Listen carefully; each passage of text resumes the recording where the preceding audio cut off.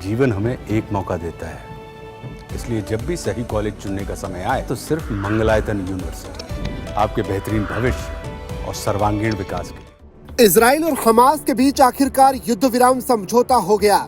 रविवार को समझौता लागू होने के बाद दोनों ओर से बंधकों की रिहाई का सिलसिला भी शुरू हो गया। गाजा में बीते 15 महीनों के युद्ध से भयावह तबाही हुई। हमास के ज्यादातर बड़े नेता भी इस दौरान मारे गए हैं। इसके बावजूद हमास समझौते को अपनी जीत और इजराइल की हार की तरह देख रहा है। इसकी वजह यह है कि इजराइल ने बार बार हमास को पूरी तरह खत्म करने की कसम खाई थी, लेकिन गाजा की जमीन पर हमास मजबूती से कायम है। इजराइल अपने युद्ध के लक्ष्यों को हासिल करने में नाकाम रहा है। कई इजरायली नेता भी इस समझौते को अपनी हार मान रहे हैं। हमास के वरिष्ठ नेता ओसामा हमदान ने युद्ध विराम पर अल जजीरा से कहा कि इस समझौते से हमारी सभी शर्तें पूरी होती हैं। हमने वो हासिल किया है जो फिलिस्तीनी लोग चाहते थे। इजराइल की बमबारी के बीच हमास ने लगातार दोहराया था कि वो तब तक बंधकों को नहीं छोड़ेगा जब तक इजराइल अपनी सेना गाजा से वापस नहीं बुलाता और युद्ध स्थायी रूप से बंद करते हुए पुनर्निर्माण की अनुमति नहीं देता।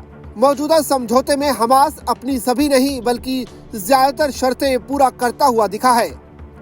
CNN की रिपोर्ट के मुताबिक युद्ध विराम लागू होने के तुरंत बाद गाजा की तबाह सड़कों पर हमास के नकाबपोश बंदूकधारी गाड़ियों में जश्न मनाते हुए निकले। बंधकों की रिहाई के दौरान हमास के दस्ते ने गाजा शहर के अल सरिया स्क्वायर पर अपनी पूरी वर्दी पहनी हुई थी। यह इस बात का प्रतीक था कि हमास का सशस्त्र दस्ता अभी भी मौजूद और सक्रिय है। इजराइल ने इस युद्ध का मुख्य लक्ष्य हमास को खत्म करना कहा था। ऐसे में कई इजरायली मंत्रियों और सांसदों ने साफ तौर पर कहा कि इस समझौते का स्वीकार करना इजराइल की हार है। इजराइल के दक्षिणपंथी मंत्री इतामार बेन गुवीर ने युद्ध विराम को सरेंडर बताते हुए सरकार से इस्तीफा दे दिया। मंत्री बेजलल स्ट्रोमिच ने इसे विनाशकारी कहा है। हमास ने इजराइल के भीषण हमले झेलते हुए भी खुद को बनाए रखा है। हमास मारे गए लड़ाकों की जगह नए लड़ाकों की भर्ती करके अपनी ताकत बनाए रखता है। हमास अधिकारी हमदान का कहना है कि हमारी पूरी आबादी प्रतिशोध आंदोलन और हमास मिलकर उसका पुनर्निर्माण शुरू करेंगे जिसे इजराइल ने नष्ट कर दिया है। हमास ने कहा कि लोग तबाह हुए गाजा के पुनर्निर्माण में भूमिका निभाएंगे।